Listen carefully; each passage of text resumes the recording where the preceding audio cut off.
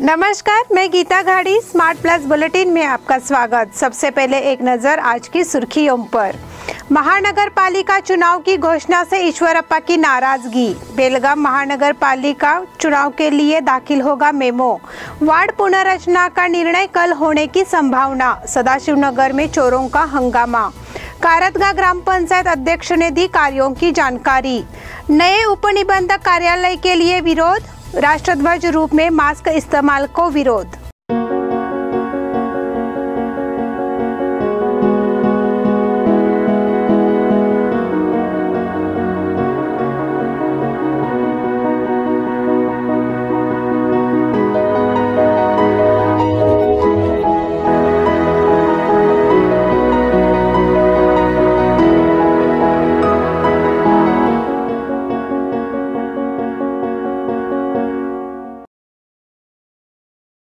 Hotel Adarsha palace आपके लिए लाए हैं फूड पार्सल और home delivery service, breakfast, lunch और dinner, south Indian, north Indian, tandoori.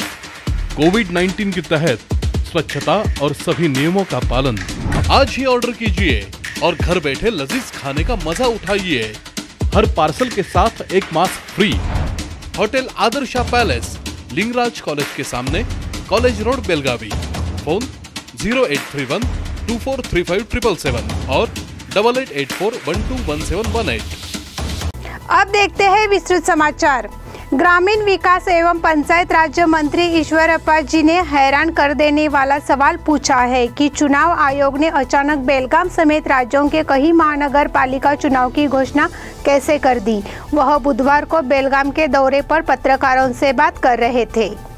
यह पूछे जाने पर कि क्या यह पार्टी की तर्ज पर बेलगाम चुनाव लड़ेंगे, उन्होंने जवाब दिया, मुझे नहीं पता। कर्नाटक राज्य में चुनाव की घोषणा हो चुकी है, जबकि कोविड पर चर्चा हो रही है। हम हर आयोजन में सामाजिक दूरी का पालन कर रहे हैं। ऐसे में चुनाव की घोषणा कर दी गई है। मैं इतना बड़ा नहीं हूँ कि इस बारे में मैं बात कर सकूँ कि चुनाव घोषित होना चाहिए या नहीं, लेकिन चुनाव आयोग को कोरोना की स्थिति पर विचार करना चाहिए था। कोर्ट ने सरकार से पूछा है कि चुनाव होना चाहिए या नहीं। कोर्ट ने चुनाव आयोग का दरवाजा भी खटखटाया है।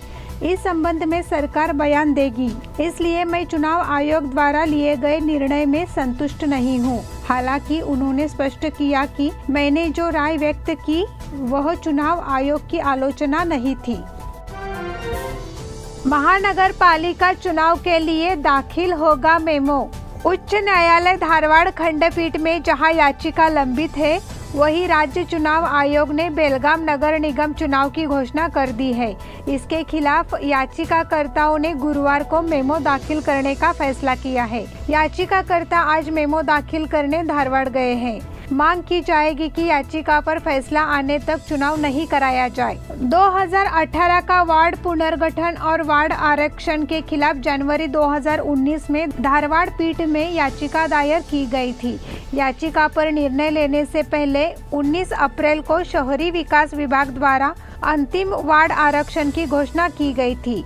मई में राज्य चुनाव आयोग ने वार्डवार मतदाता सूची तैयार करने का आदेश जारी किया था। कोरोना लॉकडाउन और गर्मी की छुट्टियां के चलते आयोग के वकीलों ने याचिका पर सुनवाई के लिए समय मांगा था। चूंकि चुनाव आयोग पहले ही चुनाव की घोषणा कर चुका है, इसलिए आज गुरुवार को चुनाव के खिलाफ एक ज्ञापन दाखिल करने का निर्णय लिया गया है।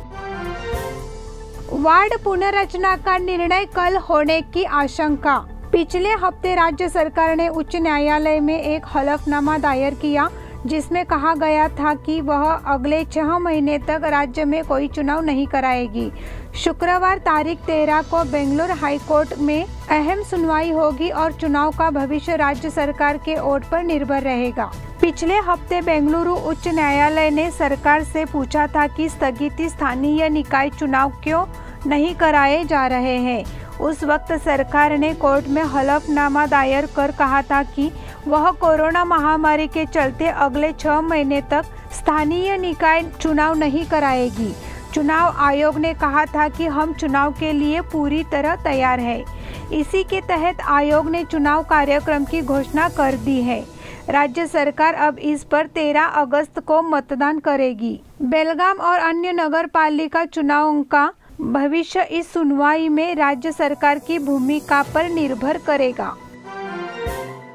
सदाशिवनगर में चोरों का हंगामा। सदाशिवनगर में 2 स्थानों पर चोरों ने चोरी की वारदात को अंजाम दिया है। शहर और इलाके में कुछ जगहों पर चोरों ने चोरी जारी रखी है, जिसे पुलिस व्यवस्था को और अधिक सतर्क रहने की जरूरत पैदा हो गई है। गुरुवार की सुबह सदाशिवनगर में चोरी की ऐसी ही कोशिश नजर आई। सदाशिवनगर अंतिम पड़ाव आनंद अपार्टमेंट के पीछे मकान का ताला चोरों ने तोड़ दिया। चोरों ने समाजसेवी प्रसाद चौगुले के घर में रहने वाले किराएदार संतोष नटेकर के घर का ताला तोड़ दिया। उन्होंने शिकायत की है कि 20 ग्राम चांदी और 15,000 रुपए नगद चोरी हुई। प्रसाद चौगुले ने मांग की है कि पुलिस व्यवस्था इसे गंभीरता से ले और क्षेत्र में गश्त बढ़ाए। कारदगा ग्राम पंचायत अध्यक्षा ने दी जानकारी। कारदगा ग्राम पंचायत की स्थापना के बाद से ही सत्ताधारी दल गांव के विकास के लिए मेहनत कर रहा है, लेकिन विपक्षी दल के सदस्य कहीं खड़े होकर फोटो खींचकर गांव का विकास करने का नाटक कर लोगों को गुमराह कर रहे हैं। कारदगा ग्राम पंचायत के अध्यक्ष सुदीप उगाले ने प्रेस वार्ता में कहा कि हम गांव के विकास के लिए सक्षम हैं। आगे बोलते हुए उगाले ने कहा कि गांव में सत्ताधारी दल से गठन से ही कई विकास कार्य किए जा रहे हैं। हम गांव के सर्वांगीण विकास के लिए कटिबद्ध हैं, लेकिन विपक्ष राजनीतिक ईर्ष्या के कारण विकास कार्यों में बाधा डालकर पंचायत द्वारा किए जा रहे कार्यों का श्रेय ले रहा है। 40,000 रुपए की लागत से गांव में सभी नालों की सफाई कराई गई। तब तक गांव में बाढ़ आ चुकी थी और कुछ नाले पुरानी दीवारों से भर गए थे। जब कर्मचारी इसे साफ करने की कोशिश कर रहे थे, तब विपक्षी दल के सदस्य मौजूद थे और सिर्फ फोटो के लिए नाले साफ करने का नाटक कर ग्रामीणों को गुमराह किया। विपक्षी समूहों ने कहा कि उन्होंने अपने खर्च पर गांव के शमशान को भी रंग दिया था, लेकिन पंचायत को उसका बिल मिला, ऐसा उन्होंने आरोप लगाया है। नए उप निबंधक कार्यालय के लिए विरोध। बेलगाम मंडल में एक और उप पंजीकरण कार्यालय स्थापित करने का निर्णय वापस लिया जाना चाहिए। यह बेलगाम बार एसोसिएशन द्वारा मांग की गई। इस मांग का निवेदन जिलाधिकारी को सौंपा गया है। इसके लिए वकीलों ने आंदोलन भी शुरू किया था। निवेदन में कहा गया है कि बेलगाम राजस्व विभाग को दक्षिण और उत्तर 2 वर्गों में बांटा गया है। तब से दक्षिण डिवीजन में एक नया उप पंजीकरण कार्यालय स्थापित करने का निर्णय लिया गया है। इस पर पुनर्विचार किया जाना चाहिए। वकीलों ने ऐसी मांग की। साथ ही नया उपनिबंधक कार्यालय होने से नागरिकों को असुविधाओं का सामना करना पड़ेगा। इस पर संज्ञान लेने की मांग की गई है। इस अवसर पर एसोसिएशन के पदाधिकारी, अधिवक्ता गजानन पाटिल और अन्य वकील उपस्थित थे। राष्ट्रध्वज रूप में मास्क इस्तेमाल को विरोध। भारतीय राष्ट्रीय ध्वज अरबों भारतीयों के लिए पहचान का विषय है। कुछ अपवादों के अलावा किसी अन्य चीज के लिए इसका उपयोग करना एक संज्ञेय और गैर जमानती अपराध है। बहरहाल रेड बबल जैसी ई-कॉमर्स वेबसाइटें, साथ ही दुकानें और सड़कें 15 अगस्त के अवसर पर भारतीय राष्ट्रीय ध्वज से मिलते जुलते मास्क बेच रही है, जो गर्म केक की तरह बिक रही है। राष्ट्रीय ध्वज का अपमान करने के लिए उन पर मुकदमा चलाया जाना चाहिए। केंद्रीय गृह मंत्री अमित शाह जी को दिए गए निवेदन में हिंदू जनजागृति समिति की सुराज्य अभियान पहल ने मांग की है कि सरकार ऐसे मास्क की बिक्री, उत्पादन और वितरण को रोकने के लिए तत्काल कार्रवाई करे। समिति ने यह भी कहा कि राष्ट्रीय ध्वज की अपवित्रता को रोकने के लिए सरकार के निर्देश के अनुसार 2011 में मुंबई उच्च न्यायालय को इस संबंध में जनहित याचिका पर कार्रवाई करनी चाहिए। इस बुलेटिन के अगले समाचार छोटे से ब्रेक के बाद। होटल आदर्शा पैलेस आपके लिए लाए हैं फूड पार्सल और home delivery service, breakfast, lunch और dinner, south Indian, north Indian, tandoori. कोविड-19 के तहत स्वच्छता और सभी नियमों का पालन। आज ही ऑर्डर कीजिए और घर बैठे लजीज खाने का मजा उठाइए। हर पार्सल के साथ एक mask free. Hotel Adarsha palace, Lingaraj college के सामने, कॉलेज रोड बेलगावी। फोन 0831243577 और 8884121718। ब्रेक के बाद फिर से एक बार आपका स्वागत। महाराष्ट्र एकीकरण युवा समिति के माध्यम से पीजी नागराज को एक निवेदन जारी किया गया था। बेलगाम को बिजली सप्लाई करने वाली हेस्कॉम कंपनी के बिजली बिल इस महीने से कन्नड़ में जारी किए जा रहे हैं। कुछ साल पहले ये बिजली के बिल 3 भाषाओं मराठी, कन्नड़ और अंग्रेजी में दिए जाते थे। कंप्यूटरीकृत बिल आने के बाद से सभी की सुविधा के लिए अंग्रेजी भाषा का प्रयोग किया जाता रहा है, लेकिन इस महीने से बिल कन्नड़ में ही जारी किए जा रहे हैं। महाराष्ट्र एकीकरण युवा समिति की ओर से अध्यक्ष शुभम शेलके ने इस संबंध में तीव्र आंदोलन की चेतावनी दी है। युवा समिति के कार्यकारी अध्यक्ष सूरज कुडुचकर, उपाध्यक्ष अंकुश केसरकर, सचिन केलवेकर, महासचिव श्रीकांत कदम आदि उपस्थित थे। भाजपा की ओर से आरोग्य स्वयंसेवक कार्यक्रम। भाजपा आरोग्य स्वयंसेवक कार्यक्रम का शुभारंभ जिला भाजपा कार्यालय खानापुर रोड पर हुआ। कोरोना महामारी की तीसरी लहर को रोकने और अपरिहार्य होने पर इसकी तैयारी के लिए कार्यकर्ताओं की एक बड़ी फौज का गठन किया जाएगा। जिला ग्रामीण भाजपा अध्यक्ष संजय पाटिल, सचिव महेश मोहिते, सुभाष पाटिल, संदीप देशपांडे, आरोग्य स्वयंसेवक उपक्रम के अध्यक्ष डॉक्टर सोनाली सरनोबत, ज्योति कोल्हार, संयुक्त निदेशक संतोष देशमुख, सभी मंडल अध्यक्ष और कार्यकर्ता उपस्थित थे। सभी मंडलों को एक पल्स ऑक्सीमीटर, एक थर्मल स्कैनर, हैंड ग्लव्स और एक मास्क दिया गया। मतिमंद युवती को मिला आधार। सामाजिक कार्यकर्ती माधुरी जाधव और उनके सहयोगियों ने मुच्चंडी में मानसिक रूप से मंद लड़की का समर्थन किया। पिछले कुछ दिनों से मुच्चंडी की लक्ष्मी वर पे असमंजस की स्थिति में घूम रही थी। उसे सामाजिक समर्थन की जरूरत थी। उसे गांव में किसी के द्वारा परेशान नहीं किया जाना चाहिए। इसके लिए समाज सेवियों ने पहल की। सामाजिक कार्यकर्ती माधुरी जाधव और साथियों ने उन्हें निराधार आश्रम में भर्ती कराया। बेलगाम जिला बाढ़ प्रभावित घोषित। बेलगाम तालुका को छोड़कर पूरे जिले को बाढ़ प्रभावित घोषित कर दिया गया है। राजस्व विभाग ने बुधवार शाम इस संबंध में एक सर्कुलर जारी किया। तदनुसार 13 जिलों के 61 तालुका में बाढ़ आ गई है। कर्नाटक सहित पड़ोसी देश महाराष्ट्र में जुलाई में मूसलाधार बारिश हुई। इससे कृष्णा और उसकी सहायक नदियों में बाढ़ आ गई। बेलगाम जिले के कई गांव प्रभावित हुए हैं। इसके अलावा कर्नाटक तट मानसून क्षेत्र में भारी वर्षा हुई। राज्य प्राकृतिक आपदा प्रबंधन केंद्र द्वारा प्रस्तुत एक रिपोर्ट के अनुसार राजस्व विभाग ने सबसे ज्यादा प्रभावित तालुका घोषित किया है। बेलगाम के अथनी, चिकोडी, गोकाक, हुक्केरी, खानापुर, रायबाग, बेलहोंगल, रामदुर्ग, सौंदत्ती, कित्तूर, निपानी, कागवाड़ और मुडलगी तालुकों में बाढ़ आ गई है। बेलगाम, दावणगिरी, रायचूर, बागलकोट, गदग, हावेरी, धारवाड़, शिमोगा, हसन, चिक्कमंगलूर, कोडगू, कारवार, यादगिरी सहित 13 जिलों के 61 तालुका भारी बारिश से प्रभावित हुए हैं। हिंडलगा जेल से मुंबई के उद्योजक को धमकी। गैंगस्टर छोटा राजन, जो वर्तमान में बेल्लारी जेल में अपनी सजा काट रहा है और पहले हिंडलगा जेल में बंद था, यूसुफ सुलेमानी कादरी उर्फ यूसुफ बचकाना हिंडलगा जेल में रहते समय मुंबई उद्यमी को धमकी दी थी। जांच में यह निष्कर्ष निकला है। मुंबई पुलिस के मुताबिक बचकाना मुंबई के तिलक नगर की हबीबा खान और बीएमसी कर्मचारी प्रकाश कुंची-कुर्वे से फिरौती वसूलने की कोशिश कर रहा है। हबीबा खान की शादी दाऊद गैंग के तस्कर अहमद खान उर्फ हसन उस्तार से हुई थी, जिसकी 2002 में दिल का दौरा पड़ने से मौत हो गई थी।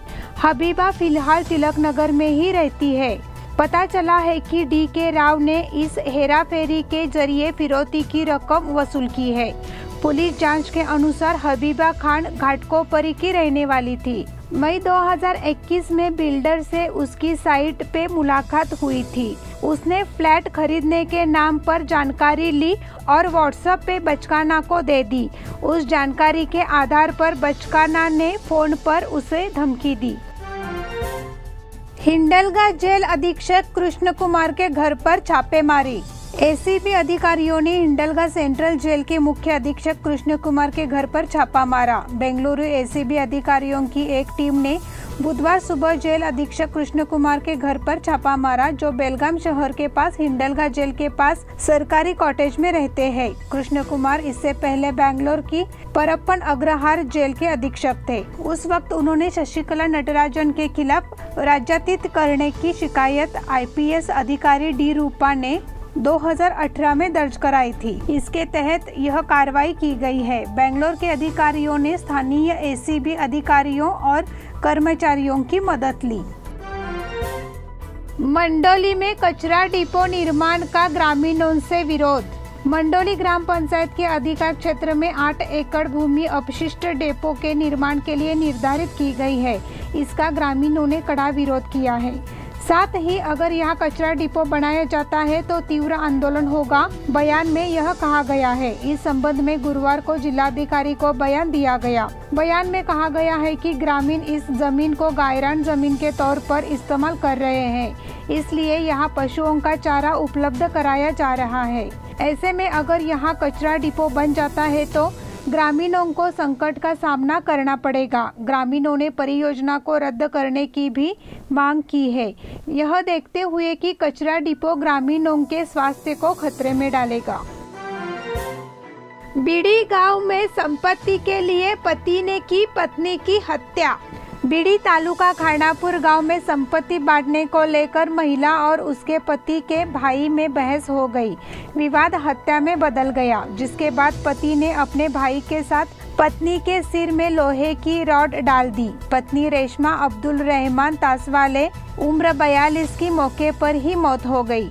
नंदगढ़ थाने से मिली जानकारी के तहत रेशमा और उसके पति के भाई में बहस हो गई। विवाद लड़ाई में बदल गया। इसी बात को लेकर पति ने अपने ही पत्नी की हत्या कर दी। नंदगढ़ पुलिस मौके पर पहुंची और पति रहमान समेत 6 लोगों के खिलाफ मुकदमा दर्ज किया। पुलिस आरोपियों की तलाश कर रही है।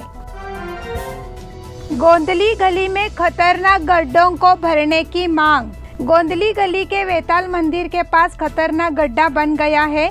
इससे नागरिकों को काफी रोष है। यहाँ के निवासियों ने महानगर निगम से गड्ढे को भरने के लिए तत्काल कदम उठाने की मांग की है। यहाँ कुछ दिन पहले खुदाई का काम चल रहा था, उस वजह से गड्ढा बन गया, जिससे नागरिकों के लिए खतरा पैदा हो गया है। इसलिए समय पर इसकी मरम्मत कराने की मांग की गई है। विवादास्पद विज्ञापन के कारण होटल बंद। बेलगाम स्थित नियाज होटल द्वारा बिरयानी के लिए एक विज्ञापन जारी किया गया था। इसमें साधु संतों का अपमान किया गया। इसके विरोध में विश्व हिंदू परिषद बजरंग दल की ओर से थाने में शिकायत दर्ज कराई गई। इससे टक्कर लेने के बाद होटल को भी बंद कर दिया गया है। अब एहतियात के तौर पर होटल को पुलिस सुरक्षा दी गई है। हिंदू धर्म के मामले में उन्हें कोई भी विज्ञापन प्रकाशित करते समय सोचना चाहिए। हिंदू साधु संतों के अपमानजनक विज्ञापन प्रकाशित नहीं होने चाहिए। अगर दोबारा ऐसा होता है तो उन्हें हमारी भाषा में करारा जवाब दिया जाएगा। विश्व हिंदू परिषद बजरंग दल ने चेतावनी दी है कि उसे पूरी तरह से बंद करने का आग्रह किया जाएगा।